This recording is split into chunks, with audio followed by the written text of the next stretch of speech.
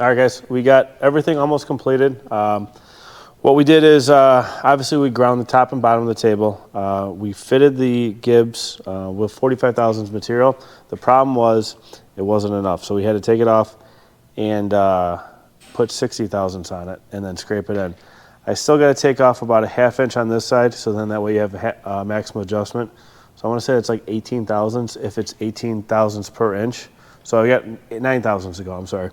And I believe it's the same on the other side, but what I do want to show you is how you set these things up is you always go off the keyway, off the master to make sure that's all true. So when you're indicating something on your machine, we always go off the keyway, so then that way everything is true for you guys. So I'll have you come around with the camera.